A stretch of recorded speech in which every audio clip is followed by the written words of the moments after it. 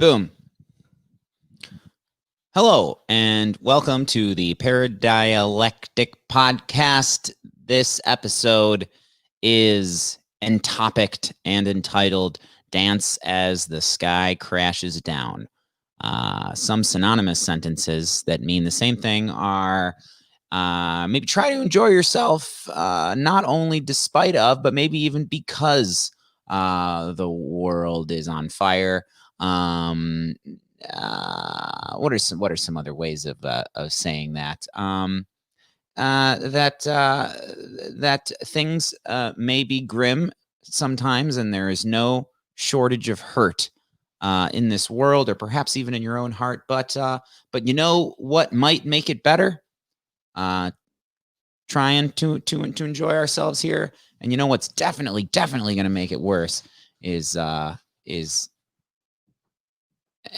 accepting defeat and leaning into despair and stuff. Oh, I'm joined with my co-host, Eric Miller, PhD, clinical psychologist. And as Zach mentioned, we are talking about Dance While the Sky Crashes Down. And we'll be talking about all sorts of things around this, including why it's important to yourself in difficult times, how you might be able to enjoy yourself while you're in pain, and kind of what it means morally to enjoy yourself while there's injustice going on in the world and other people are hurting, and why maybe it's important, maybe even more important, to have joy in your life at those times, which is sometimes a controversial idea. Mm-hmm. Well, certainly optimism. I definitely want to remain optimistic. I think my new definition of myself as an optimist isn't so much that I think that things are definitely going to get better. They're just always, there's always going to be a positive outcome. It's more so that I am an optimist because I will always be trying to optimize stuff where I can, when I can, no matter how close the little Huckleberry Finn boat thing, you know, just a little thing that ties all the sticks together. It's like, no matter how close my little boat gets to the waterfall, I will be trying to paddle, to row my boat merrily, the fuck away from certain doom. And when we get close to that, to hum a happy song, maybe. Right. And I think a big part of this is, like, right now, we just came out of a week, if we're setting it, where we saw the first Biden-Trump debate, and I actually avoided that. I was I was out having a good time. And this is part of what kind of made me think of the title for today's event, because when I came back, the reactions to that debate were pretty much like I expected it to. And I think I'm going to go, and I've been really urged to watch that debate because in some ways it's historical. Maybe not historical in the way that we wanted it to be, but historical nonetheless. But kind of the point was here, like, life has been really hard lately for most people, and it has been no exception for me. And I've heard a lot of conversations out there about what it means for people to be happy. And I've seen a lot of people yelling at other people for being happy. And I've seen other people going, well, I can't be happy anymore because this is going on in the world. Or people who've experienced pain and go, well, I'm in pain right now. I can't enjoy my life until I'm out of pain. And this is why I thought that this is such an important.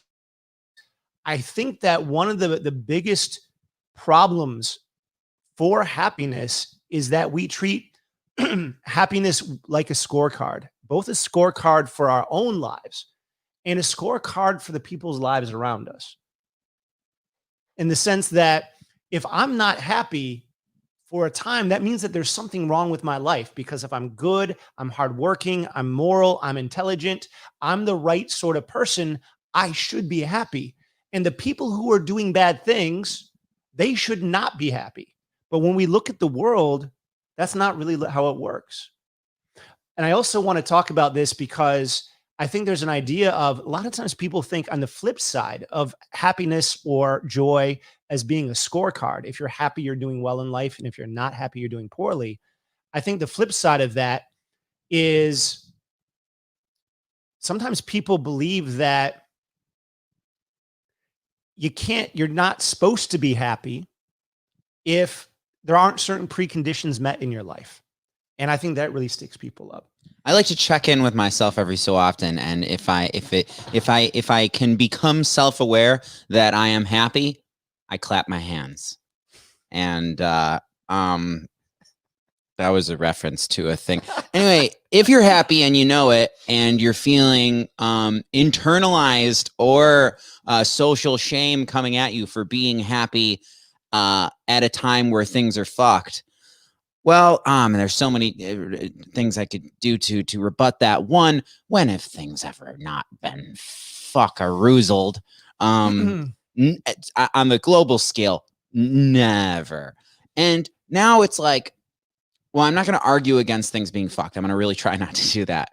But I got eyeball surgery in 2020. It's actually really uncanny. It's actually like this psychomagical experience that I've had of like, so I got 2020 vision, 2015 actually.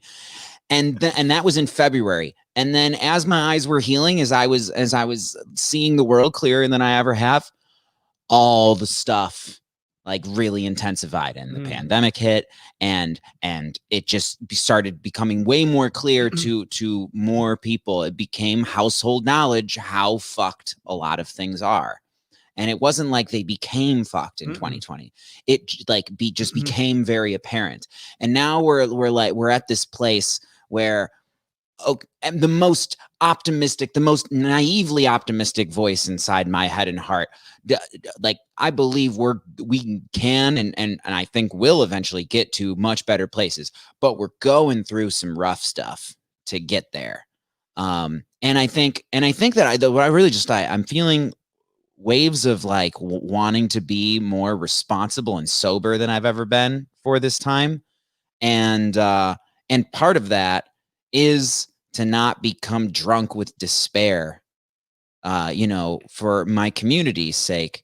Like it would be, we'll have such a better, not just like a better time, like a better experience, but we have such better prospects of not being, swallowed by the swamp of sadness, if we kind of surf on it a little bit. So not an Atreyu situation in this horse. Yeah, some people actually get mad at you when you even like just verbally invoke either the swamp of sadness from Neverending Story or Shadow Homeward Bound in the Muck Pit. I know people will be like, stop that.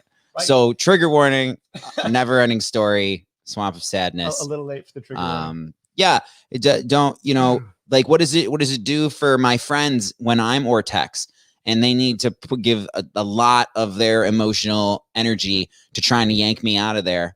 But also we don't want to be toxically positive.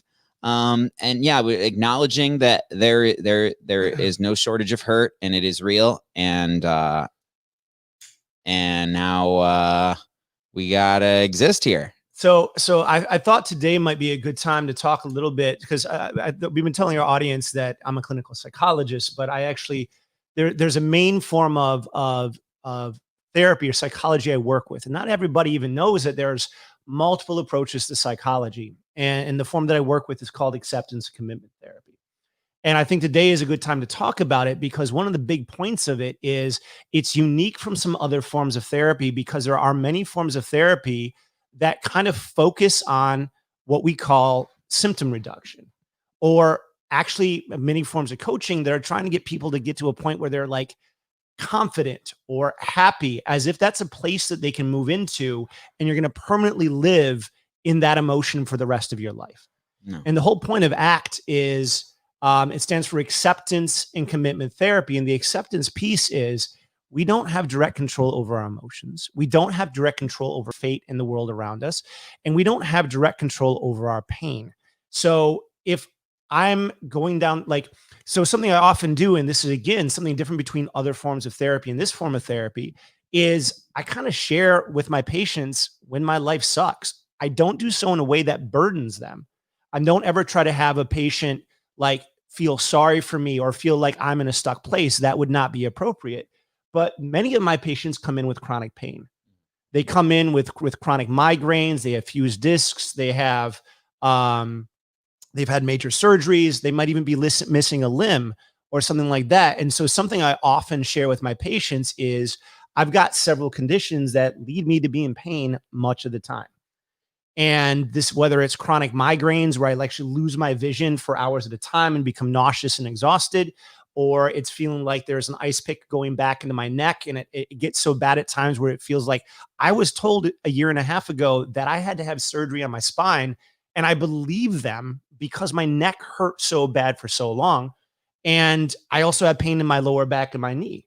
So for those of you who know me and follow me, I am really active. So I mountain bike, I fire spin, I go hiking, and I'm in pain right now, but most people wouldn't know that I'm hurting. And this is in part because of acceptance and commitment therapy. It's this idea that a lot of times the problem with pain is that we fight it or we judge it or we take it as being unfair. Now, granted, my pain level is not that bad compared to my description I just gave, but it's enough where 10, 15 years ago, I would be really bummed out by the way my body feels. Like right now? Right now. Jeez. Right. So I have like a bit of I got a mild migraine and I've got some pain in my left knee at the moment. And that migraine hurts and it's uncomfortable. And there's been times in the last like year where, because I also have, and again, an autoimmune issue, many people do, where my whole body can feel like I'm not going to feel good again in like days, weeks, months, or maybe the rest of my life. Like I'm going to feel like a 70-year-old man forever. And that can be a really scary thought. Mm-hmm. So when I'm talking about like dancing while the sky crashes down, I'm talking from a place of sometimes being in really bad subjective situations, mm-hmm. but still trying to find joy. And that's part of Did you mean to say subjective? I thought chronic pain pretty objective. Well, that's the thing. And that's the interesting thing about pain is that if anybody's listening who has chronic pain, I think a lot of people can't see that.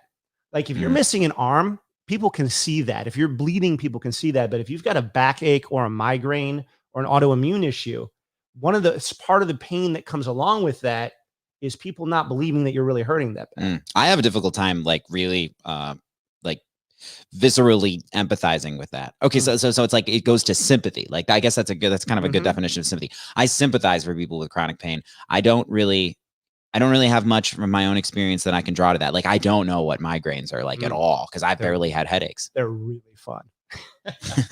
So I describe migraines like bad low-grade acid. Like your consciousness jumps back in your head. You start to get static in your vision. You begin to think differently and become more irritable. You become nauseous. You become exhausted. You sometimes become anxious and irritable. There's no way to not think about it. It's literally where your consciousness tends to sit for most people. People's consciousness, people experience in different places, but most people experience it in their head. And when that's the case and there's that much pain, it's overwhelming. And so one of the things that really made a huge difference for me, and I found other things physically that make my migraines better, but one of the big things that made a huge difference is mindfulness. Mm-hmm. And this is this concept of, rather than trying to want the world to be different than it was, to go, so I used to go like, this is unfair and I hate this and I want it gone and it hurts. Then I go, okay, I'm sorry, I'm just cracking up at the comment. It says, Dr. Brick, how do you dance through your pain? So I got a little distracted by that. But the point is, instead of fighting that and getting upset that I'm in pain, I just go, oh, I'm in pain. And I relax around that. And all of a sudden things change a bit. Probably like turns up the hurt on the experience if you go into a complaintative thoughts or start like verbally saying, talking about it in a really, I am complaining way. Right. When I go, this is unfair. This doesn't happen to other people. Why is this happening? How bad it's going to get? Every time I imagine or say those things, my adrenaline goes up a little bit. Mm-hmm. My muscle tension goes up a little bit. And you can imagine if you get a migraine or a headache, what that's going to do. It just makes it worse. Yeah. And so the idea here is sometimes by paying too much sincere attention to pain and taking it seriously and fighting it and cursing it and saying that this is unjust and unfair and wrong, it actually makes that pain worse. Yeah.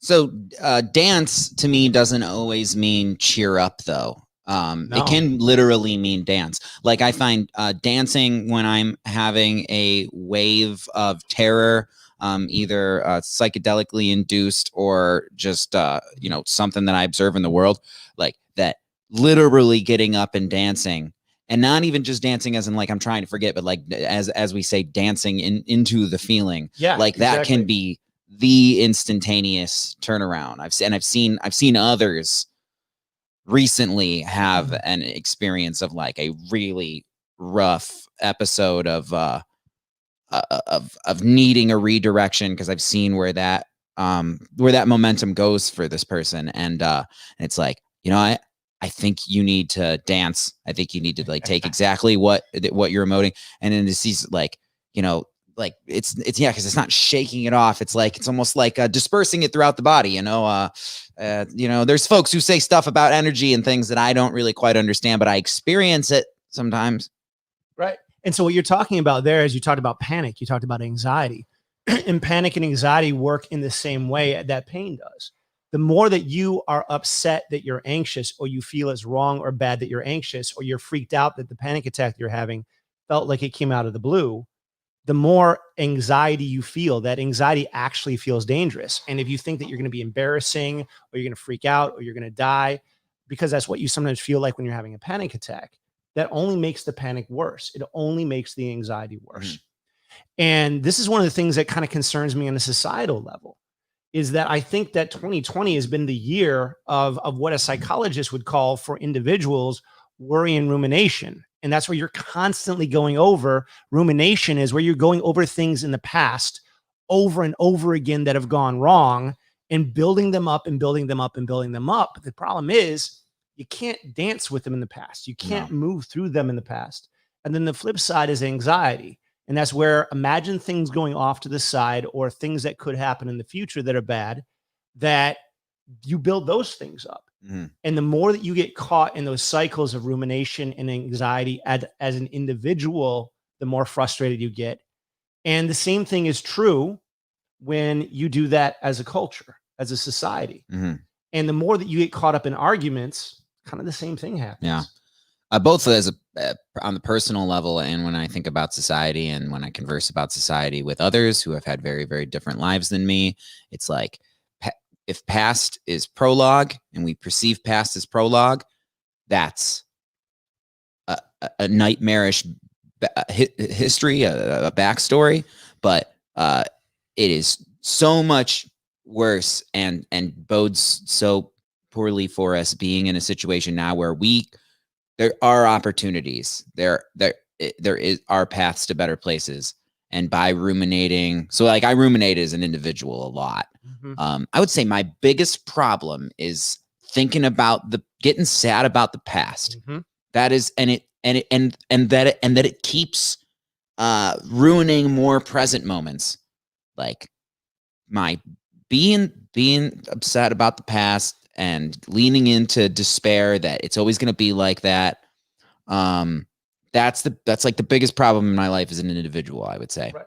And at the same time, part of the reason why we ruminate, why we go to the past, is because there's something important there. And unless we can acknowledge that and validate that and kind of bring it in a dance, and I think Melina has a good comment here, if you want to bring that up. Sure. That's where it comes in. So when you're dealing, when we're talking to somebody, whether you've hurt somebody or someone's been hurt, acknowledging that past pain is really important. So Melina says, what I love about tango and partner dancing is the adaptation to energy outside of your own. There's a softening and a listening that happens. Gosh, we could go for some of that on the societal level.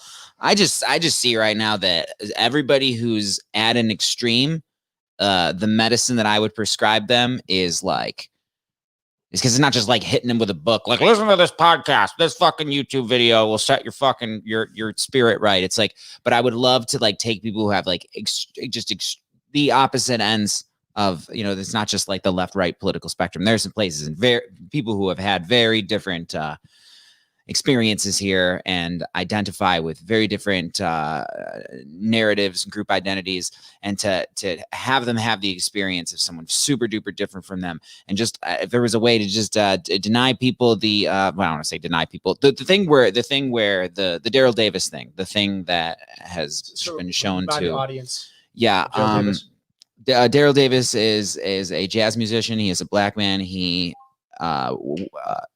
organically found himself befriending a member of the Ku Klux Klan, actually like a leader person, and then that person developed an organic friendship with him, and long story short, cast down his robe, and several others have now done this, and he made a mission out of it. And the parable of the movie American History X, like the thing where the person who you are supposed to fear, the group identity that you're supposed to fear and hate, is you experience them as human, you feel each other's humanity, you perhaps even have a friendship, and now you can never go back to the thing that, what I understand, is like an emotional defense mechanism of blaming the external, the other, for your own unacknowledged pain. Like that thing. Where did I arrive on that? That we need to to be able to tango, to feel each other's stories. Because here's what I experience a lot of. Like when I'm really racked with my own problems, something that sometimes will provide like immediate, not just like relief from my own rumination, but like launch me into like I'm being helpful. And that it helps me to feel helpful, and it helps because helpfulness is happening, is like when I am in the presence of somebody whose problems are very different from my own, and they make my own seem like silly in comparison. That's not always the case, but when someone's problems are very different from my own, like yours with the migraines, I have friends who have different chronic pain, different chronic illnesses. And if I'm like ruminating all day about my inability to this or this social failing that keeps happening, or my just failures in career or other arenas and things, and now I'm hearing somebody talk about the fact that their fucking brain hurts so much sometimes that they kind of want to die quickly, and it's like, that doesn't fucking happen to me. Whoa, okay. Or just man, I got some. We all know somebody right now who is really going down to Suffertown in terms of like just crises of family or grieving loss. Yeah, it's shit is real, and also I do find that we will go deeper down into the doomful darkness if we don't hashtag dance as the sky crashes down. So yeah, and I think part of this ability to dance when things are going wrong or are painful or uncertain for you, that there's traps that keep us from doing that. And so the question is, what are those traps? And I think one of them is this idea that one of the things that I had to kind of notice in myself with my chronic pain is if I wasn't showing that I was hurting, people didn't know I was hurting. And it was kind of important to me that people knew I was hurting. It was really weird because it had a communicative element to it, is that like, it's almost like there's this instinct when there's something wrong in your life, you want to let other people know there's something wrong because then they can come and take care of you and help you out. But what I found would happen when I do that is that the more I expressed through my body language, my tone of voice, and my facial expression that I was hurting, the more caught up in that pain I was. And so a lot of times when I have a migraine, people don't know it unless it gets really bad, or unless there's like, I feel comfortable sharing with the person that I'm hurting in a non like demonstrative way. So like, I mean, this would have been me like 10, 15 years ago. I'd be here like, okay, I'm here, I'm doing this. And here's the thing, it doesn't make the pain any better. And what I had to do is I had to get better at letting people know what my limits were in other ways. Than writhing bitch face. Exactly. I like that. Writhing bitch face. So now I just typically go, hey, look, I can't do this anymore. I'm hurting. And if a person doesn't believe me, I'm like, look, I still can't do it anymore. We need to move on. I need to do something else. I need to rest. And I've learned that by doing that, I quickly understand the people around me who are going to respect that. And if they don't, I don't make a big deal out of it. And I tend to let it go. And it makes my life a lot easier. So another thing that catches people up, I think, is there's a belief people have that you can't live until X. You can't enjoy yourself until Y. I've got some of those going on. They're fucking me up. Okay. So what are, like, if they're not too personal, what are some of those? Oh no, I mean they're vulnerable if public embarrassment is a thing, because it kind of makes me seem like a shallow dick. I won't be able to have good romantic sexual relationships that last unless I achieve career success. That's a big one. Yeah, that's probably that's one. Yeah, so a lot. This is so common, and almost all human beings have a I can't X until I Y. Mm-hmm. So I like once I get my degree, then I'm going to be X, and then once I get married to the perfect person, then I'll have Y, and then once I get to like I have this much muscle, then I can do this. And the idea here is that sometimes people don't let themselves be happy or enjoy things if there's some unmet condition in themselves or in the world. And so again, I'm going back to the example of chronic pain because I think it's relatable, is that I kind of had a belief that I couldn't be happy when I was in pain. And that's bullshit. Yeah, or I don't know. I haven't. Oh, that's why I deleted my Facebook. And well, I deleted the one that had the. Wait, no, I don't have a Facebook at all. Yeah, when the pandemic was first happening, and had the thing where all the people have the vistas to my last thought, and yeah, I was noticing the shaming for being all right as bad stuff was going on, or like you're not. Yeah, I so want to push back against that as much as I can, but not like make an effort to push back. It's just like, man, I hope that if I straight up see mushroom cloud in the distance, that I will have the wherewithal to like jump like Gollum when he takes the ring back from Frodo when he's in Mount Doom right before he falls into the lava or gets pushed. Like to have that joyful moment, not because hooray this dream is ending, but because what the fuck else are you gonna do, for one? Also, when I leap like that, even if I'm faking it, it makes me happy. Right. And so I guess the other question here is one thing that we said that we're going to talk about today is why dance? Like, why is it important to be joyful? Why is it almost like an imperative to have joy in your life? Or to gamify your effort to make things better, even if just for yourself or your local community, your family. Like, gamifying things is really helps me. And it not always just gamify as make a game out of it, but find a way to make it fun. Do it to music. Yeah, just finding ways to enjoy this. I'm so glad that I really do have a sense of humor about like my own suffering. Like that's what being sensitive is, and not like I am very much have a sense of humor about my own problems and things. I shouldn't be just like cackling in the presence of other people's pain, unless they're a friend of mine who were into that shit, which I do have friends like that, where we just like, it would just very gallows humor sort of thing. But dance as the sky crashes down isn't quite gallows humor, or is it?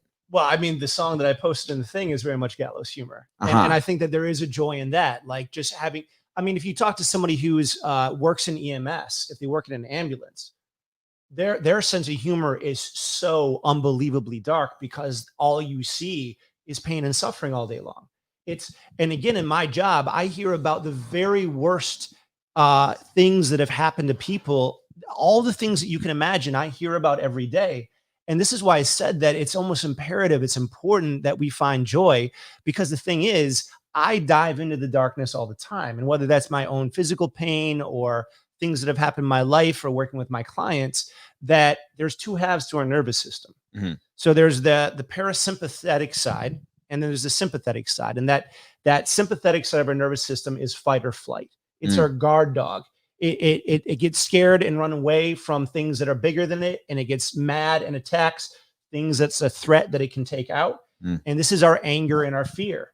And this is what has been triggered in most people time and time and time again by social media and the news or real life. And when that guard dog is on alert every moment of every day, it wears our mind, body, and heart down. We're not designed to be in this chronic stress state all the time. Mhm. And we are less prepared to help ourselves and other people when we are. The flip side of that is the sympathetic nervous system. And this is the part of us that is playful and is open and creative and is enjoying and allows us to relax. And this is where we can feel all of those other emotions aside from the dark, painful ones. And this is where our body heals. It's when when our mind creates connections, and it's when people naturally become more generous. Mhm. And it's not like you have to have one or the other. That's often what we've been taught. I think the whole idea of Dance While the Sky Crashes Down is whether you're in pain, whether there's people you care about who are suffering, that you can still have these experiences of joy, abundance, security, and relaxation when they're appropriate, because this is how you heal. This is how you sleep. This is how you have that motivation to keep going and help other people. Mhm. You know, I think I've been my most depressed and despairing when I've also been my most like sheltered from real life problems and removed and dissociated from the pain of others. It's almost like there's something that perks up in me when, not like I'm happy or hurting, but like just I just like perk up as soon as I'm in the presence of real problems. Mm-hmm. It's like okay, what can we do here? And then there's the analogy of, you know, you can throw you throw somebody a life raft with a rope on it, but you don't jump in if they're you know, splashing around, and they'll take you down. And I'm experiencing a lot of that lately, of just people splishing and splashing. Just of you know, having to be intense about boundaries, and then having to check myself later, or just, you know, shaming myself a little bit for moments where it's like, maybe you could have been helpful in that moment. It's like, you know, because I think just making some effort. I just think that we spread effort out amongst the community. You know, like the warmth of the village can help us, can help, you know, the each other's. And it's not always your time to be. You can't be a helper for somebody when you're totally fucked. Also, sometimes when the thing about when I've been most depressed and despairing, when I'm removed, because I think that's the rumination in the room. The rumination kind of makes me feel the worst, more so than anything. Like when I'm in real crisis in my life, those are not the times where I am my most upset. I mean, there's those like the waves of like reacting to something, and that's real bad. Mm-hmm. But for the most part, when I'm in real crisis, well, for hashtag first world problems, but like my brain is more interested in the task at hand and is in the mode of doing, as opposed to just feeling all this bad. Yeah, because when we dance, when we are optimistic for each other, I don't know, maybe I'm optimistic isn't the same thing, but when we are, you know, like playful in those times, I don't know, I find that's how I kind of just stack my friends group with folks that you know, like enjoy dancing as the sky crashes down. So I think you described something really important there, and that's another aspect of ACT. And correct me if I'm wrong here, but I think you just described when you're pulled back and you're lost in the past with that rumination, or in the future with that worry, and they're your own problems, that you're kind of more stagnant and disconnected than when somebody else's plight or challenge or pain or something in the world that calls you to act pulls you into the present moment in order to act on what's important to you. Is that kind of what you're trying to say? Yeah, well, because acting helps. Yes. And so the abbreviation, actually, cheesily enough, but appropriately enough, for acceptance commitment therapy is ACT. Put that together. Okay. Right. The whole idea here is that when you are lost and caught up in the past and in the future, that this is where you're stuck. You can't do anything there.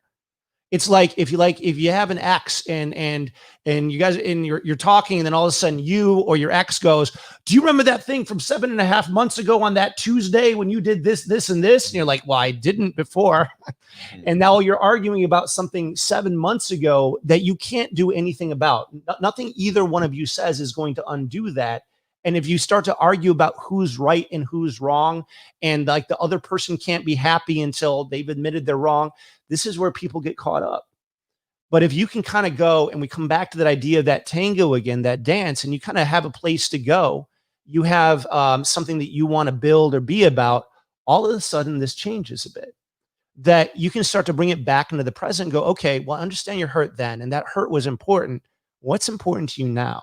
How can we cut to a better place now? Yeah, because if the past is just the prologue to my doing now, if I'm showing up and acting now, and it's like I have an immediate felt sense of like, you know, how I have some of these skills or some of these good kind of thick skin carapace, not non-fragile about this is because of that. Because of the things in the past. Yeah. That's how you protect yourself. Yeah, it's how we got here. Whereas just sitting in the darkness ruminating about it is just because it's compounding with every other month or year. I mean, I just see it as like, because it's just like oh, another wasted month, another wasted year. I think I just my brain has a very difficult time giving feeling credit for where I've succeeded, and it's just really fucking loud about where I failed by my own standards. Right. Yeah. And so that kind of being caught in yourself in the past or the future, that's like anti-dancing. You're just like your whole body's locked down. Oh yeah, and then it's just dancing inside. There's it's like just no rhythm, just like gyrating, and it's more stagnant, and it's more. There's this book about the body keeps the score. I think that's the title of it. Yep. I have not read it yet, but as soon as I just saw it, and I was like, oh, I get what you're saying about that. Our friend Eric Cooper does somatics, pandiculation. This is generally, I mean, cats do it. It's so as opposed to like stretching and then returning to scrunchled, it's like get all scrunchled, like get into like and sometimes he'll say like when an emotion comes up, it's like go into that. Like what does that look like as a posture, and just and then slowly, willfully, smoothly as possible come out of it to your ideal posture of openness and feeling right. And that's like training your brain to get to that. And I think that's like, I notice when I'm dancing now and I'm at dancey parties and stuff, I'm pretty much just like working on my ergonomic health the whole time, kind of unapologetically. Sometimes I'll just be just like working shit out. And then there's like being massaged sometimes, like that can be you feel like the emotional release. Once again, I don't know about this energy stuff that the Reiki folks talk about. I don't understand it, but sometimes I experience it. Right. So talking about things that some people think are kind of like airy fairy, kind of out there, that mindfulness, the idea of mindfulness has been taking on this very like there's people means billions of things when they talk about mindfulness. And it looks like Jeremy is talking here. Oh, do you know about the subjunctive mood? It says the Vietnamese do not have a subjunctive mood and are thus consistently ranked the happiest and most content people in the world. As in subjunctive, that's a linguistic thing, right? So yeah. I'm like define subjunctive, Jeremy, because I've heard the term, but I'd be bullshitting about it if I start talking about it now. But as you're doing that, I want to talk for a moment about mindfulness. And the idea here is mindfulness is often taken either as a form of relaxation or as almost kind of like a spiritual practice. Well, it can be, right? That is taking you out of the world, but it's the opposite of that. Mindfulness is one of the most practical possible things that you can experience because the present moment is the only place in time we can do anything about anything. It's the only time that really matters. And when we are unable to be in the present moment, we are kind of in that kind of anti-dance thing. When we're ruminating, when we're worrying, we're kind of locked up in our body. But when we can come back and feel what's here and be with what's here, and we can move, and whether that is, I love industrial music. So whether I'm raging to industrial music or I am dancing to something like happy hardcore and is light and is fun, that it's that movement and being there present with those feelings, regardless of what they are. And Jeremy just came up with a definition, that it's that presence that makes a difference. And I think that this is what we're talking about. If we're caught up in other people's experience, if we're caught up in our own past, we lose that present moment and that ability to really affect change in our lives and other people's lives. So subjunctive is simply the form of language that allows us to imagine what could have been, might have been, or what we could have done differently. Conversely, it allows us to imagine, project forward what might be, what could be. And some examples that I see here are like, I would follow them if I were you. Since this is a hypothetical, the event was turns into were. Got it. So The judge or orders that the case halt immediately as this person's demand halts changes to halt. okay, so it's kind of like almost pretending that you can affect the past or the future from the present. If we're correct here. If I would have been there, then I could have, Right. or as opposed to would have, or Should have. then I would. Okay. All right. No, I get it. Yeah, because that thought of into the past, because it's like how different is the present on the societal, like, look around, like, that debate the other day. That debate signaled to a lot of people like, whoa, we're in a shittier place than we thought. We knew it was going to be a dementia off, but I didn't think it was going to be a goose fucking contest. Holy shit, that was so bad. And did he just say stand by? And then the spookiness of all the possibilities in the future. But those are all I think a lot of people's anxieties are rooted in so much context of really bad things about the past and about the near future. Yeah. And so it's, because it's that you're watching it as just a train collision that's coming down the tracks, is different than something in your life where it's like, you see problems happening. Sometimes I'll get I'll become aware of something that is a brewing problem that, with love and care, like on the social level, like, this doesn't have to bubble up into a bad, but man, with that, it's just like, okay, so shit's going to be real fucked the next 5 months. Like, right. So, and I guess this is the other piece of mindfulness here is mindfulness is not relaxation. And this is so important. So the way I describe the difference between mindfulness relaxation is when someone teaches you a relaxation exercise, there's almost the belief that no matter where you are and no matter what's going on, you should be able to find this perfect calm. Well, who is that perfect calm? Christian Bale in American Psycho. that we often emulate this idea of not just external stoicism, but somehow this idea that no matter what's going on around you, you're going to feel exactly perfectly fine. It's way cooler if you're all stoic and there's like flames around walking you. Away from that explosion, you don't look back. Yeah, right? That's way more impressive to me than just being able to get into Zen state in a yoga studio.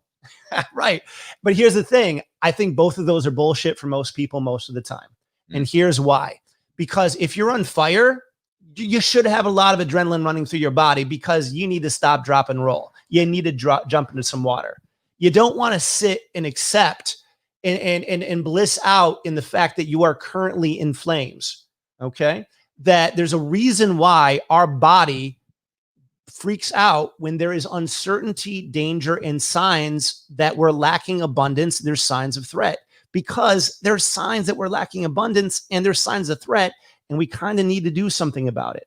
So this comes back to this problem and this ideal, whether it's the ideal of the Zen master who's always inflappable and always unshakable, or it's this ideal that if I'm not happy, there's something wrong in my life. When the country is as visibly fucked up as it is right now, when you're worried about losing your job, when people who you care about are being attacked, or you hear about people similar to them being attacked, when there's unrest and you're becoming aware of injustices and unfairness, you should feel uncomfortable because the world literally has real problems to it. And part of acceptance, when we're talking in a clinical way, or even from a Buddhist perspective, is, well, if you broke your arm, it's more helpful to accept you broke your arm than to pretend you didn't. And accepting that you broke your arm accepts the fact that it's gonna hurt for a while. But if you go around and you bliss out and you're like, well, I'm completely peaceful and relaxed, and your arm's flopping around, it's never gonna heal, right? We've got to take care of the pain. So when we switch from this perspective of happiness as a right, of peace as a right, of all of these good feelings, good security as a right, and we go, well, I feel secure when I'm actually have security. And I feel happy when I see abundance and I can let go and I feel a little bit secure.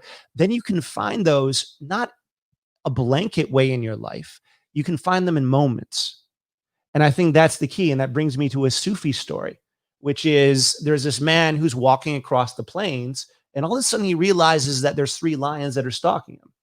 And he's like, fuck, this is not good. So he starts to kind of creep away from the lions, and the lions kind of come at him a little faster. And then he realizes as he's at a run, the lions, the three of them have been kind of leading him towards a cliff, and those lions are just about to grab him, and he jumps off the cliff. And as he jumps, because it's better than getting eaten by those lions while he's still alive, he grabs a branch, and he looks up at the branch, he looks down, he realizes 1,000 feet down, and he looks up and he goes, oh, strawberries. I fucking love strawberries. And that gives him the moment. That's where the story actually ends. But that gives him the moment of optimism and seeing that there's something worth living for, and perhaps even worth risking being eaten by lions. And then he has a superhuman strength moment and flings himself back up onto the cliff, and the lions approach and then bow their head, and then he pets them for a little bit, and it all works out. And then they fucking devour him. Right. Either way. And that's the point, is that the story ends with him noticing the strawberries, and that's it. We don't know what happens next. The point is that we find joy and happiness and peace and this ability to dance in moments, and we don't have to be pain-free. The world doesn't need to be perfect. We don't have to have a full bank account. You don't have to have the certainty of your prolonged survival. Exactly. And in fact, you might be dealing with echoes and memories of trauma that leave you feeling unsafe all of the time. But for moments, you can come back and get a little joy. You can hear a song and you can smile and you can move a bit. And the more that you do that, the more room you make in your life for this joy, because the world's not going to stop. Mm-hmm. It was interesting because our mutual friend Stephanie Golitz, she posted something the other day. Oh, that was great. Yeah, she goes, well, I don't know what you're thinking about, but she goes, you guys realize that this doesn't magically stop when 2020 ends. Yeah, the fuck 2020 thing I think is so silly. It's like, this is I've always scoffed at the idea that this is a bad year. Just the idea of a bad, like, you as a person can't have a bad year. A bunch of bad stuff happened this year, not a lot of good stuff. But to say that there was a bad year on planet Earth, now I truly have been saying that we have been in the darkest timeline since 2016. Kind of referencing Community. And kind of since, the whole, I kind of go with the whole Bowie and Prince dying is kind of, they were the guardians of this reality, and we lost them. But point is, regardless of what arbitrary timeline we're talking about, you need to be able to find the joy and the fun in the time that's remaining. And I think it's seeing the I am an optimist. I speak optimistically. I think that it helps sometimes. I think for me, it's like to see the opportunity in the shit-tasticness. So like with Trump being elected, I imagine that many of our listeners right now, or pretty much all, saw that as a bad thing. If not, I'm sorry, I'm not speaking to your perspective right now. But anyway, when that happened, I perceived that as, this is a bad. But then as soon as it settled in as like, this is a reality that we're going to need to ride out for 4 years, or until he's like taken away in a paddy wagon, because I didn't think he was going to be able to hold it together. But at some point it was like, whoa, this is actually going to be 4 years of our lives. And I started saying this phrase, this is apocalyptic shuffleboard. Like, you know how shuffleboard works is you slide the puck, and you try to get it as close to the edge of the end of the slidey thing with the sand, with and then there's different little squares and rectangles that are different amounts of points. But the most points you can get is if you can slide that puck. It's very difficult, to the furthest edge over to the corner. So you get to the riskiest, most difficult to achieve place where you're right about to go off the edge. And that is how I see things getting clearly bad in a societal way, to come to a state of alarm and clarity that we need to fix some stuff. We at the very least need to get kinder, more compassionate, more intelligent people, preferably robots, into these positions of having their hands or robot appendages on the levers that make society to do the things that society does. Because right now it is it's alarmingly fucked. But that my optimistic take on Trump's election was like, maybe it's going to pan out in the long run that we needed to get for it to be alarmingly, obviously bad. Right. And I guess this is one of those things, and you and I have talked about this concept several times. We kind of have an American bias. We've not been touched by major wars, such as the Civil War, on our home soil. That we've been protected from conflict, unlike Europe, unlike Africa, unlike Central America. Well, there was the Pearl Harbor thing, but that was off. Right, and that was right. So and it wasn't a state yet, was it? Right. I ashamedly don't remember clearly. I think it was, but separate from that, the point is that I work with people every day who have been in revolutions, who have been to countries that have never had the prosperity anywhere close to it that we have now, that are currently war zones, that are experiencing famine, that are in revolt. And what we are experiencing is terrifying and bad. That's the thing. It's bad to us by contrast, but we haven't yet as a culture experienced within the last 50, 100 years that the level of how bad things can get for the most oppressed among us, for everybody among us, if things really get bad. And this is also the idea, is that oftentimes, even in war zones, even in these places of famine revolt where people have been experiencing this sort of hardship for generations, you still see kids playing. Oh yeah, that's a really cheerful thing to know about all of like the most nightmarish low points of human history, is that there was joking and dancing and singing. Right. And the people in bars and taverns, that people, like finding moments of joy with one another. Like, again, with this, when we contrast ourselves to other people and other things, and we compare our happiness and we make it a scorecard, because I was this happy and now I'm only this happy, my life is ruined. And I've had times in my life where I've done that. I've been lucky enough to, in my life, have these peaks of happiness that at the time I'm like, well, these are all of the things that I've ever wanted, and here I have them. And then I found that like a year later, I didn't have them anymore. And I was now miserable. But here's the thing, I still had more than I had maybe 5 years before that. And I didn't realize at first that I'm like, wait a minute, I'm miserable because I'm no longer at the peak of what I had. I am miserable because I can compare it to the peak of what I had. And that's kind of silly. Mm-hmm. And the opposite, if you have a frame of reference of your rock bottom, right, then it's really, great. And then all of a sudden you have good experiences, then you feel elated.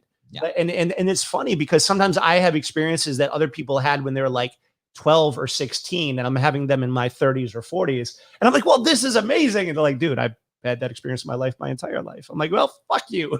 And this is amazing.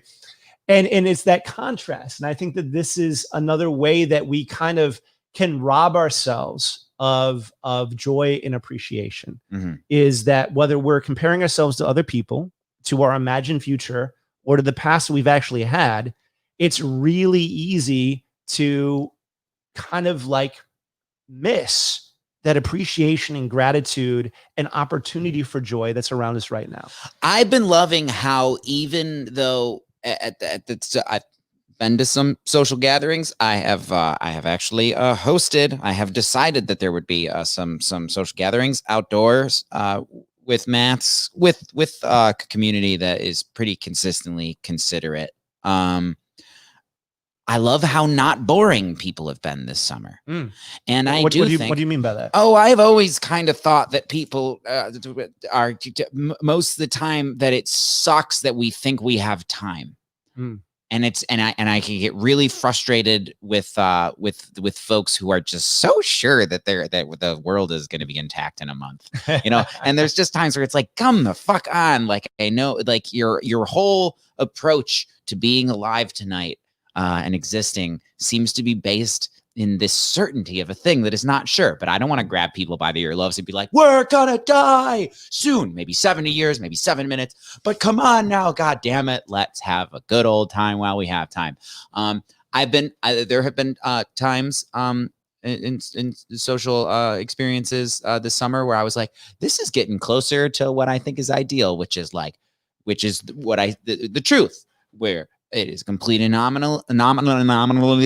anomalous that we exist, that outer space is a fucking shooting gallery of stuff whizzing around, and that sometimes embolism is popping people's brains, and it's just really like I want to play the long game too, you guys, but can we be as fun as possible when we're having fun? So this kind of comes back, and we haven't used the word paradox or dialectic yet this episode, and I think this brings it to it very nicely, which is like, I think in a way what you're saying is these memento mori, these mementos of death and of the shortness of life kind of remind us to really take advantage of, enjoy, and get out of that bullshit in our head into the world. And it's that concept of, so one of the most powerful books that I've ever read is a book called On Killing. And I actually recommend it to On Killing.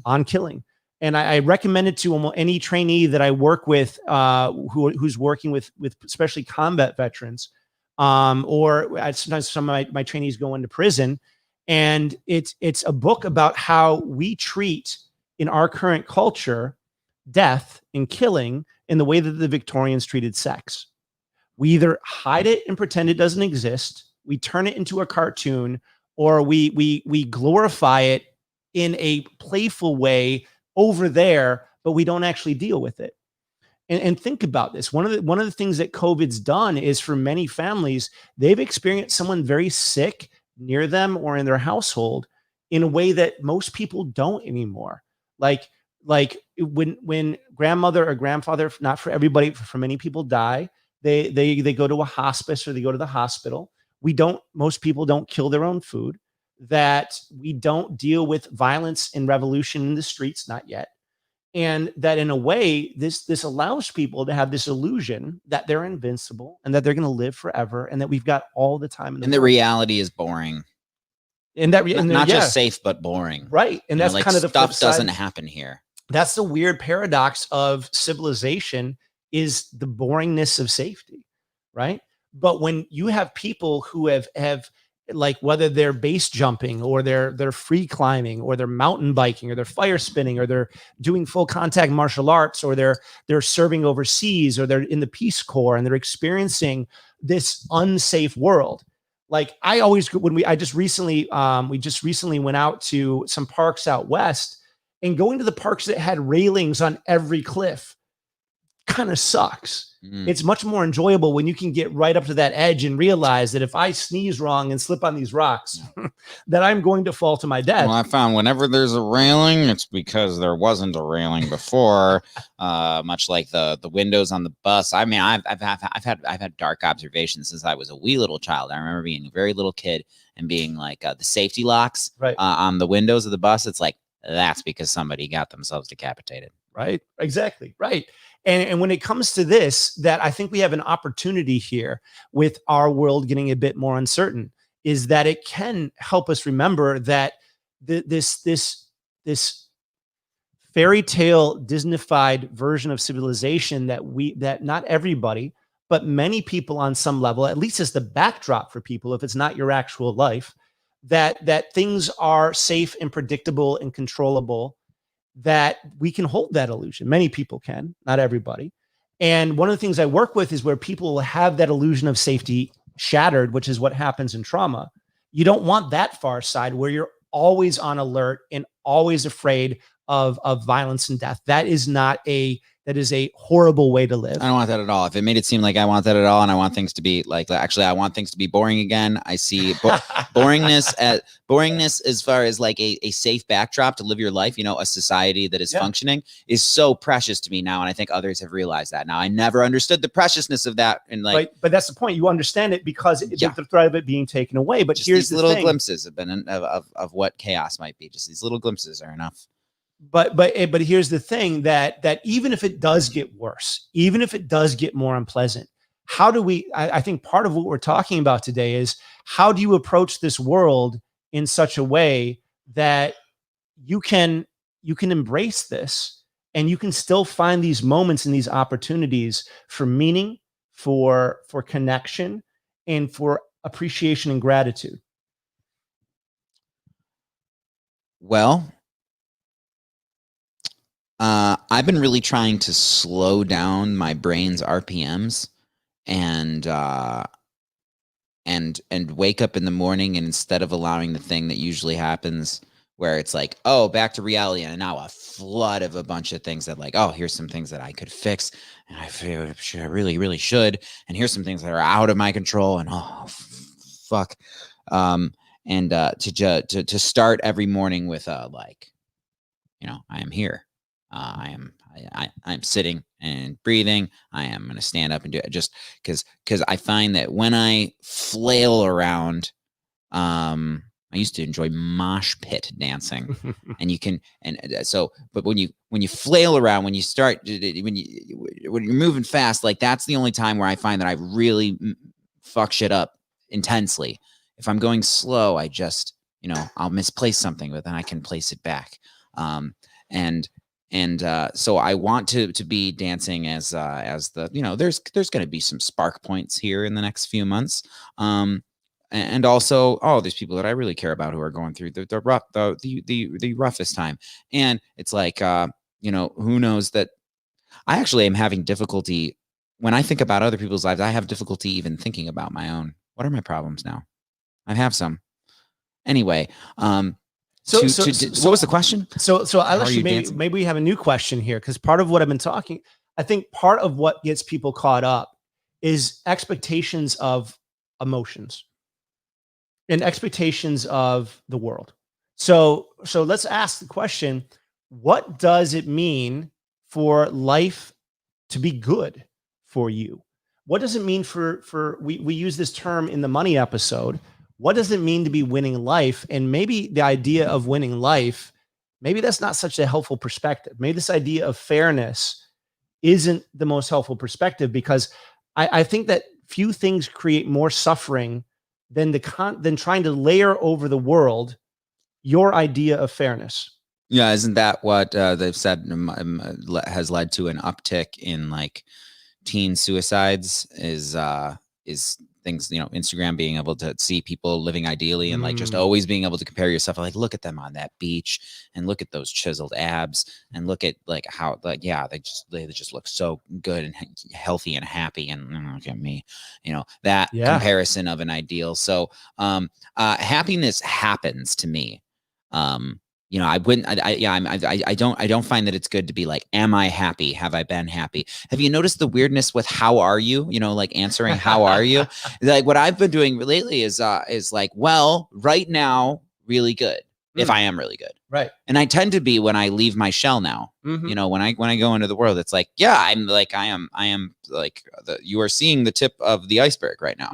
I am right now. I'm well. However, all around, it's been a thing. And that's one thing I've noticed too, is whether it's in my personal life or my professional life, I've noticed a lot of people who have felt guilty if they're feeling good. And sometimes they kind of hide that a bit. Like there's this idea that, again, I think this come back to life as a scorecard. Like somehow there's something wrong if you're feeling good and other people aren't. For some people, not for everybody. Sometimes you're the one that, like, that's the thing that I wanted to drive home. I don't know if I've said it. The reason, the most intellectually understood and felt reason why I'm resolute to dance as things get maybe weirder is that's the camera. Things might get weirder than now.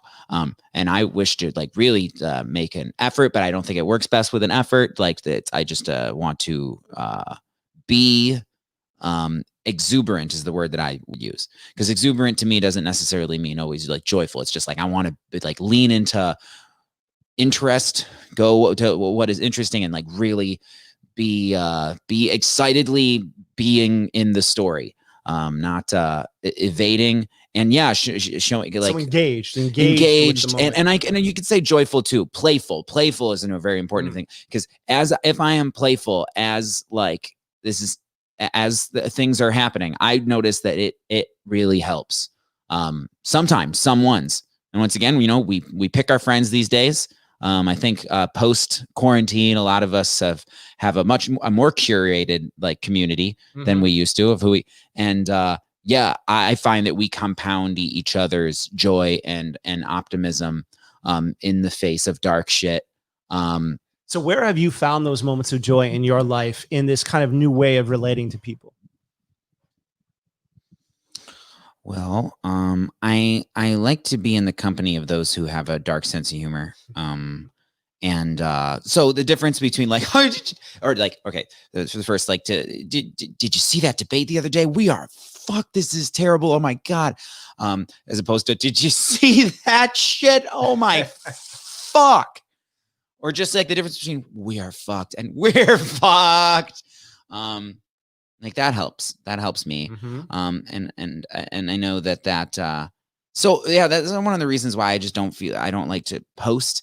I haven't been posting since shit got real, is because like that's not that it's hard to curate who sees that stuff. Oh wait, no, it isn't. But anyway, but the whole I used to have such a thing because I want to be a career artist of like put stuff out there, just keep sowing wild oats of expression. And these days, I really want my only way to be authentic as an adult, comedic and sometimes like totally sincerely observing things voice is those for my to be a dialed in audience of my friends who approve of dancing as the sky crashes down, of laughing in the face of doom, and know that I'm not making light of the suffering that exists. Like there's a fever pitch level of that, but it's just that like I wish to. I mean, if I can, I mean, for individuals in my life, I think that I'm helping us not just get through this, but rise to difficult stuff by being joyful and playful. Not everybody feels that way. No. And I guess for me, I think that a lot of it has been like, again, those one-on-one connections and spending more time with one-on-one connections. I found that in the past, I was so busy with my work. And before that with grad school, I was doing like 60, 70 hours a week. And with my current job, I'm maybe doing like 50 hours a week. And it's really heavy stuff. And I sometimes need downtime after that. So it was so much easier for me to go out and socialize at events because I see a whole bunch of people who I love or care for or respect or admire or all combinations of the above. And I would see them all out. But I didn't realize until this pandemic hit how few of those people I actually really sat down and had real conversations with. And so when we went on this Adventuremen's Guild canoe trip with Carney J from Theater Bazaar and Jeff Dudewolf and all these folks that sat down, and I feel like I can understand and know people pretty quickly, but then again, that's kind of my job. And when we got done, like when we got done talking, like Jason goes, "Well, I know you in a way that I've never got to know you before." And I'm like, well, I kind of got to know you a bit more too, though I felt like I was already kind of more connected to him. And I realized, whoa, wait a minute. I might feel more connected on my side to more people and more loving and more connected because it's very easy for me to kind of get a sense of who people are. But I started to realize that until I spent more time with them, that other people didn't know me in the same way. So it's been really nice, like getting to spend time and getting to know people on this more slow, personal, non-distracted, not surrounded by entertainment sort of way. It's been pretty beautiful. There's been beautiful stuff about this summer for me as well in the social and inner social department. Myselves understand each other more now, and dancing with myself, dancing with myself. Yeah, I bet he's like dancing through emotion, dancing with emotions. That's an analogy that's used a lot, of just dance with that. I have several friends and myself. I would definitely say that I'm one who like has I don't know, the violent mood swings is the way. Yes, it is like I have to mosh with it sometimes. Because yeah, emotions like happen. I think that I think I experience my own emotions to be like less. It's the appropriate ones don't happen at the time where something is warranted. To be honest, it's weird, and it sometimes gets me in social trouble. I tend to. My sadness hits when stuff's actually going pretty good. It's like weird. It's not reactive. It's different. So to be entirely honest, as things get more scary, I kind of get excited. I think that makes sense because that's going back to that that guard dog part of ourselves, right? So that guard dog can be scared or it can be angry. It's also the part of us that gets excited and ready to handle something. If But I something get really happens. compassionate when I'm in the presence of somebody who's really having a hard time. Okay, Like but let's stay. But we've talked about let's stay with that part of you that gets excited, because I think that's important. I think that's interesting. Yeah, because it's well, no time to ruminate about the past. It's very in the present. It's like a mouthful of North Carolina Reaper sauce. Like, it's very presence inducing. I love that now. I seek spicy food as soon as possible now, because whenever I've had experiences with that where it was transcendental. It was like, I have never seen a room like I see this room. So this is I practice mindfulness. So people say that psychologists go into psychology to kind of solve what they're bad at. I practice mindfulness as my kind of main form of psychological treatment because I fucking suck at it. When I was a kid, I was so in my head in this creative world, in this thinking world, like figuring thing out world, that I had a real hard time connecting to people. And in fact, my friend Adam, he would try to show me when I wasn't connecting with people, because he's like, dude, you're out here, you're not here. And that was his like reminding me that I was scattered in my head instead of connected to the person in front of me. And so I slowly learned over time, first through Ashtanga yoga, power yoga, and because I didn't used to think I could meditate. And then eventually I got a meditative state through this active, powerful, sweating, intense yoga. And then I was able to slow it down, and I could sit. But you know what? I really enjoy activities that force me to be in the present moment, because if I'm not, I'm going to get hurt. And this is part of why martial arts was so amazing. And when I couldn't do like heavy contact martial arts anymore, I really love fire spinning. And now that I love mountain biking, because with all of those things, if you are not there, if you are not present, you're going to smack into a tree and get light on fire, or someone's going to kick you in the face. That's me with the stick shift. I at a time, I am so, as they say, ADHD. We could argue the objective existence of that acronym. But anyway, definitely have, I could frame it as difficulty holding attention or single point focus. But really what I would say is that I have an overwhelming, not deficit of attention. I have an overwhelming abundance of interest and attention that can veer in any direction at any moment. And I, at one point, had self-diagnosed myself as too special to drive, that my brain was not set up for being able to hold enough focus to safely pilot an automobile. And I had several times where things that one involved going directly into a funeral procession. And luckily there was nobody in the passenger seat. That almost actually happened. That it did. No, I careened immediately. Yeah, I went going about, I'm only like 40 miles per hour or so, but very little time to brake. I caved in someone's passenger side in a funeral procession, and boy, was the rest of the procession not happy with me in that moment. And if there would have been a passenger, it would have been bad. It would have been bad. Anyway, I'll just forget that I'm driving. Talk about gallows humor. That's it's kind of funny. I had several times where I forgot I was driving. Only a few of them resulted in those sort of accident scenarios. But it would happen often where it's like, whoa, oh my God, I'm fucking driving. Like, wow. And it's because with the auto. So now I never thought I would be able to learn a stick shift. And then my dear friend Mark offered me to borrow his Mustang that was just sitting in a lot when I really, really needed a vehicle. And it was like, so your options now are to learn to do manual shift or not have a car. It was like, so now I shall. And I did. And it was difficult, but then I realized that it's like you're forced to be present when you're driving manual, yes. Except maybe when you're on the highway and you're just, you can just keep it in fifth. But yeah, I'm forced to, and I'm having way less problem times of like, I remember I am driving. Remember you are driving. Yeah, I'm forced to be present, and that doesn't. I'm trying to apply that to other places in my life as much as possible.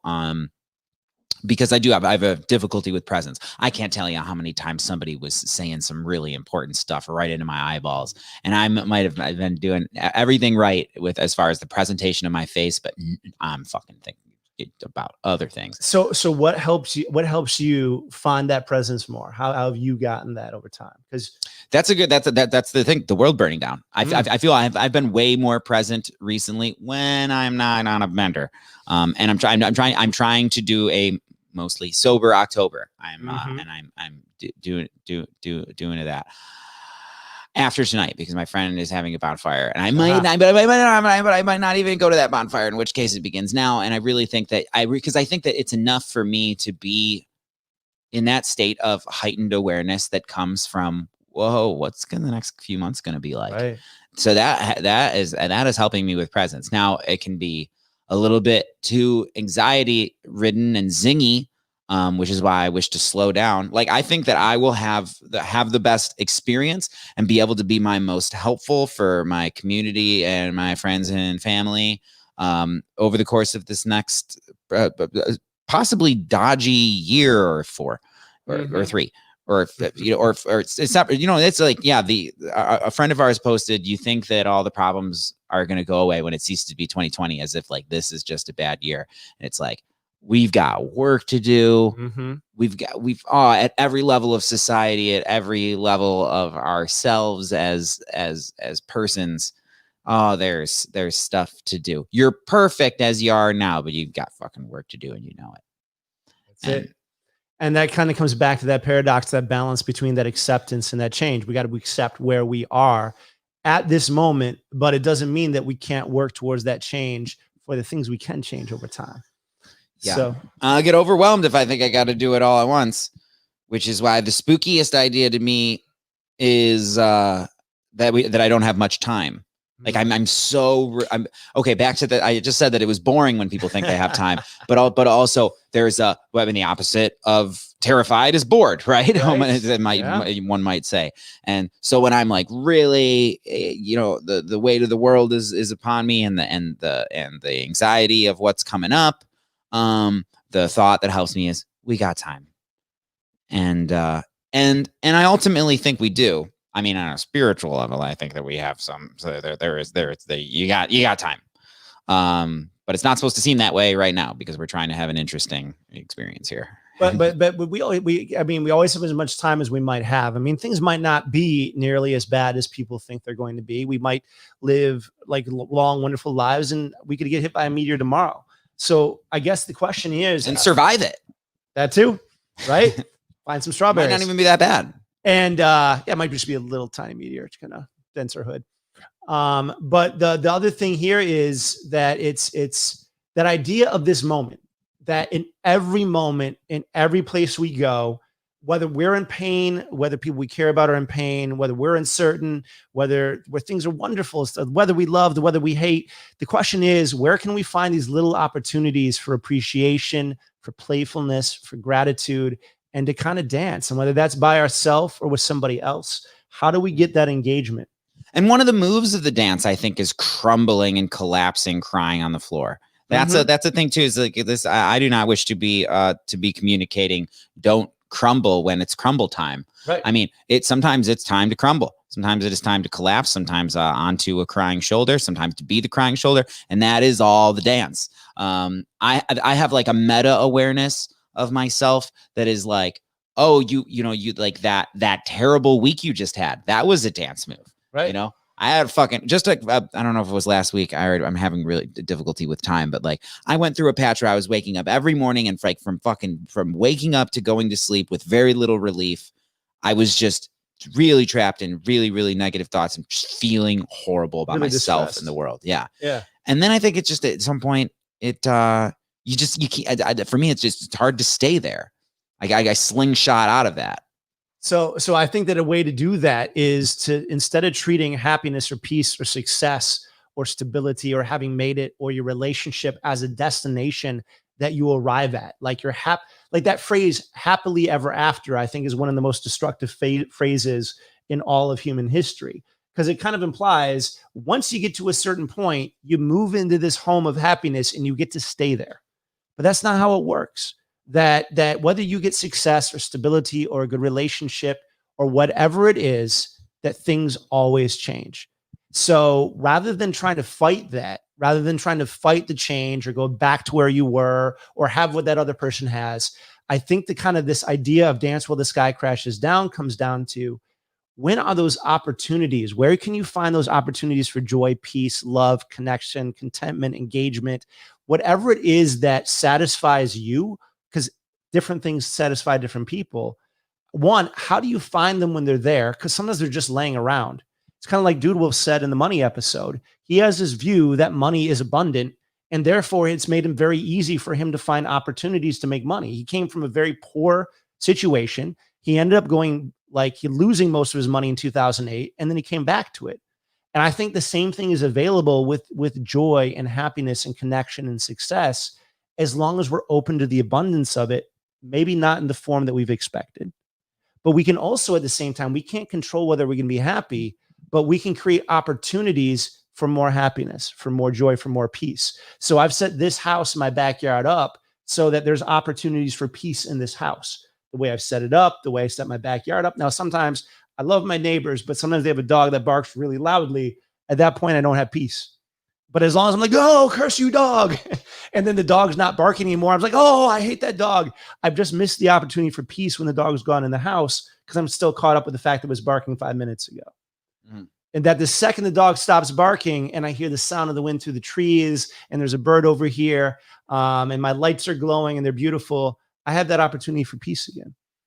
And I think that this is something that is an important skill in this uncertainty, is whether it's the people or those moments or that ability to dance on your own with somebody else, to look for those and take them, but also ask, what actions can I take to have more of those moments in the future, whether they're guaranteed or not, you know? Yeah, I think that when I arrived here, I mentioned that when we were talking about the oncoming train collision of the 2020 election 4 months ago, I think I was feeling more apprehension about it than I am now when it's a matter of weeks away. Yeah. And we just saw one of the most disturbingly decorumless. That was not a debate. That was gonzo porn with words done badly with bad. This is bad. We're in a bad place. I still haven't seen it, but it's bad. It's real bad. It's fun hearing everybody else talk about it. It's real bad. It's like it could be used as like, we should show children that of like, this is how you don't interact. Ever. Like this, that, and oh my God. Anyway, I feel less worry now, I think, because it's also paired with excitement. And I think that from months ago, when you're thinking about the future, just in terms of like, oh my God, this is going to be fucked, and not a, because then you're painting, you're filling in the mysterious blanks about what could happen with mostly bad stuff, because you're thinking about the stuff that like tactile ways in which it could be dodgy, harmful, or you know, like survivalist situations, whatnot. And now that we're here, it's like I'm able to see like the immense entertainment value of like watching. I mean, like, this is what I always wanted in my teens and 20s. Like, always, I was like, how much I wanted to see just things crumble. And part along that step, along that, now I don't want things to crumble. I want things to ease their way into a utopian future. However, that seems a little optimistic now. And that's one of the things that I think has been shocking both you and I, is that there's so many of our friends who are calling for revolution and violence. And again, some of these people who I see calling for revolution and violence, I don't believe have ever actually been in a slap fight, let alone like a shootout or somebody throwing Molotov cocktails at them. Like when people are in war zones, it's really kind of severe. That's kind of the opposite. You only see the optimistic thing about being on the other side of a revolution that went well, as where being in the thick of it, you know. And right now it's like, I see possibilities of how things could get real dodgy around here in the good old US of A. Also, though, it's like I'm able to look around at the actual, what my next few weeks look like. And that's the thing. Like I want everybody that I care about to be like, take super care, be super careful, take care of where with those who are within your reach to help and be helpful with. I'm so glad that I've disengaged from. I mean, maybe I'll come back to it. Maybe I'll even achieve like more. Like, but I used to be so much about wanting to have like a widespread worldwide platform. And now I feel so comforted by the fact that I'm not too many people listening to me, and I'm just, you know, kind of an insulary existence that has this really great bonfire of home and hearth in this community in Michigan, Detroit. And that's a big thing of what I think a lot of us used to, like us as humans used to have, is we had that hearth and that home and that village and that tribe. And it was like 30 or 60 or 100 or 200 people. And when we weren't being attacked by the barbarians over the hill or by wild beasts, that we had this beautiful stream going by and mountains in the distance and the crops over here and the forest over here. And yeah, it's scary and terrifying sometimes, but we had an engagement in a community that was available. And we were going to always have the disease and the wild animals and the uncertainty. But when we can do that and have that with people we love and care about and trust, and we can build those relationships, that's a reason to dance. You also had a mythos about what happens to your soul when you die. And some of us don't have that now, and that can be spooky. I was listening to talking about the psilocybin studies of like just how effective it is for end of life anxiety. And just like, I think that helps a lot of us. Like I've had numerous those experiences, and it's like, it's not, but I mean, you kind of have to re-up on it, but like, it's so good to be just overall I'm so much less anxious day to day when I remember what I've experienced, which I'm not saying is like the truth, but there have been times where I have had a visceral, like I understand that that death is not, you know, I could say the end, or that losing this personality is not the end of reality. It's just like that's very helpful to note when yeah, because you can't tell somebody not to be scared when they're overwhelmed with fear. So yeah, like what would you say, Rick, to those who are really, really worried and having a difficult time dancing because they're really worried? Well, it really depends on why. So do you want to kind of give me an example? Like, so what are some of the ways that you see people caught up in fear? And we can maybe talk about like generic things for each one. I won't speak to people specifically. Those who observe that there is an impending civil war and civil unrest in America, and like that should I be getting out of this population center? You know, I've got some friends in some really densely populated cities that are wanting to get out ASAP. And it's like, you know, so again, I think this is where it comes in. Like, if you're on fire, it's not bad to be anxious about that. So if you're in a situation, chill out, man. Just calm down, man. You're just on fire. No, freak out about that. As long as you're freaking out in a useful stop, drop, and roll, or jump in the pool way. Make it a dance, though. But here's the thing: if you are in an urban center and you're realizing that, wait a minute, there's a lot of people around me, and there's a lot of people who are disagreeing with each other around me, and this feels really unsafe and uncomfortable, you can sit there and you can take a Xanax, or you can sit there and smoke some pot, or you can sit there and meditate. But if you actually care about yourself and your family, maybe that anxiety is saying, create a plan. Maybe you don't need to leave the city forever, but maybe during the election, you get out of town and you go camping for the weekend. Right? Maybe you get your absentee ballot, you vote that way, and you get out of town, because for you and your family and your place in life, maybe it makes sense to be away for a few days. Anxiety in itself is not the problem. It's anxiety that we've magnified or are fighting or trying to avoid that we get trapped in. And it's also anxiety based in the past and the future. But anxiety based on something you care about, yeah, maybe it's a sign you should actually do something. And it's building up if you're not acting.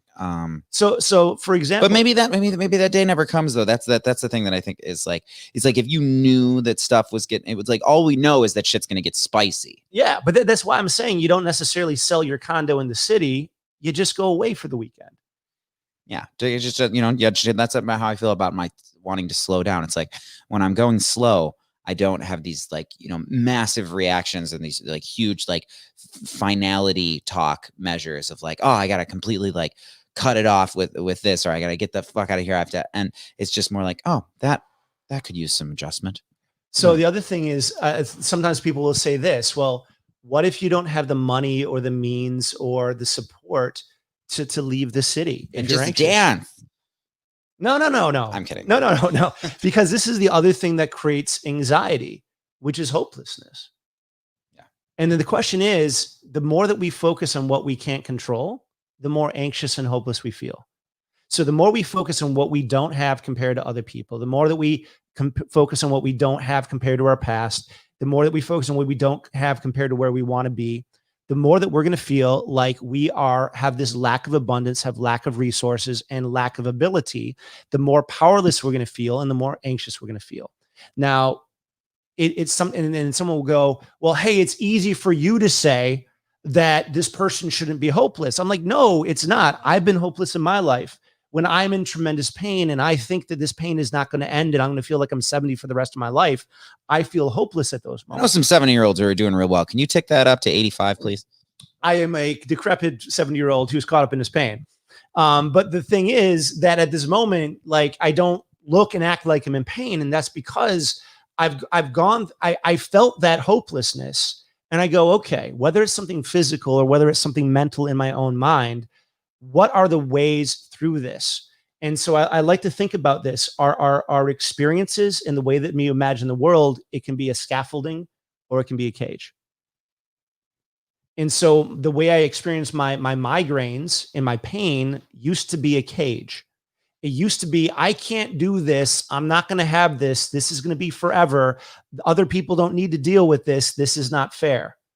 And when I started to go, well, wait a minute, maybe this is a scaffolding. Maybe there are other people who have felt this sort of pain and they've been able to find ways to deal with it.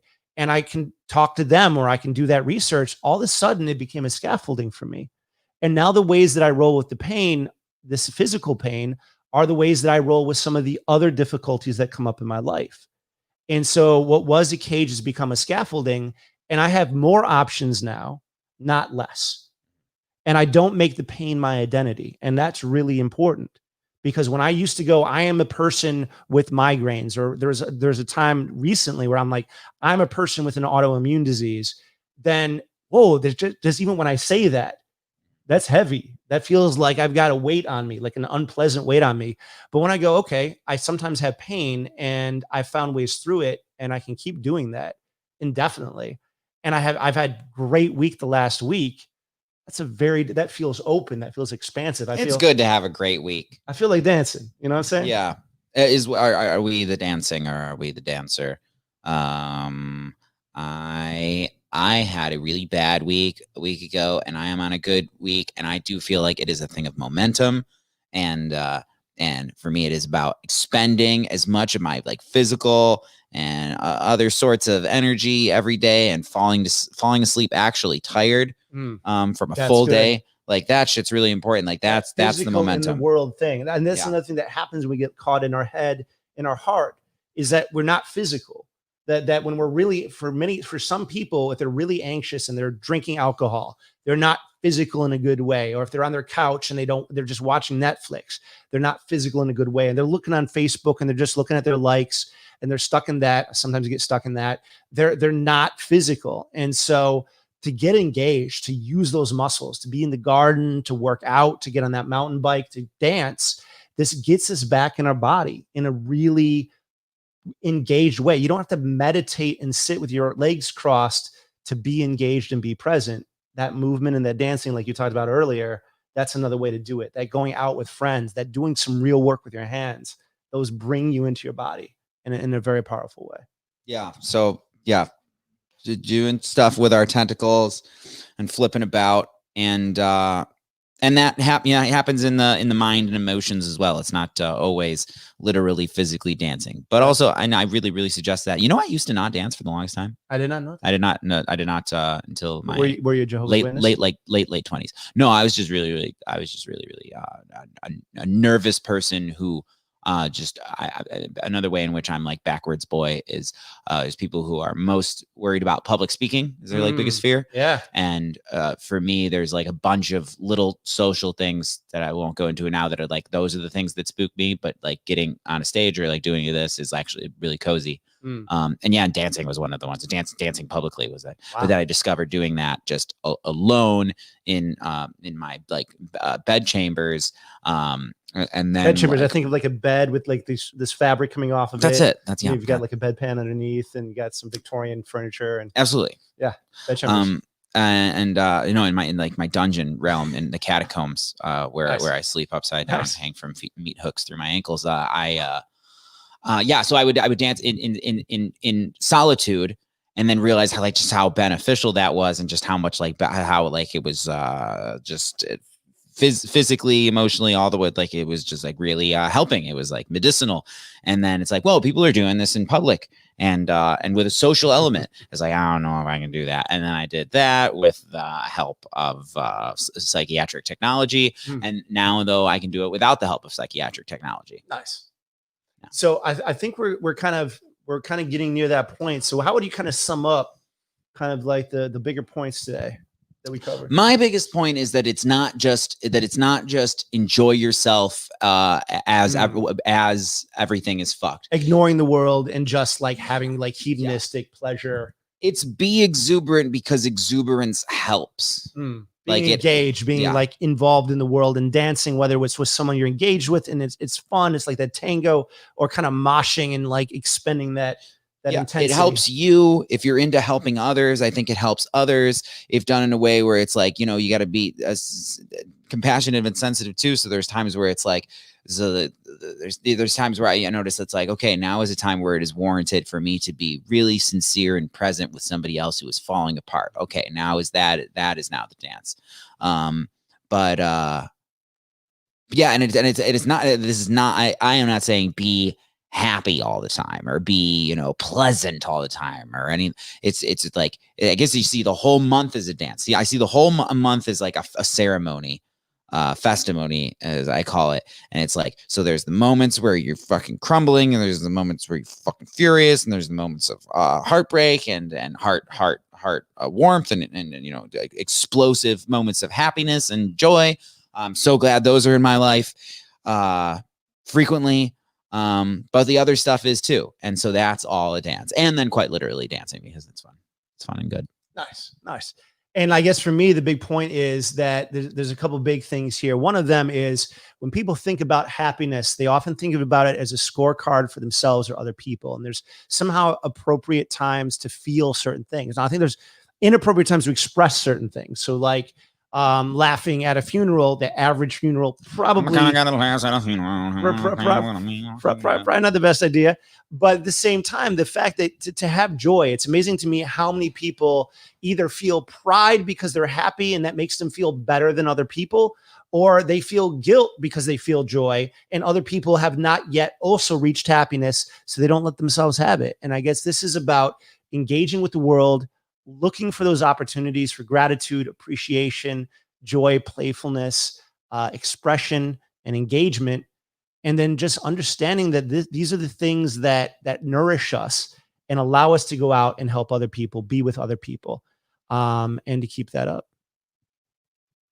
All right. Well, happy reality, everyone. So, and if you get a chance, please give us a like. We will be back again in 2 weeks. And, yeah, we'll figure out what the topic is and let you guys know soon. Give us a like in your hearts. Yes. Or on the thing. Is liking even an option? Oh, yeah, I guess you can do that on Facebook. Yeah. Okay. Well, I like you all just the way you are. And we're coming up on some spicy times. We're in them.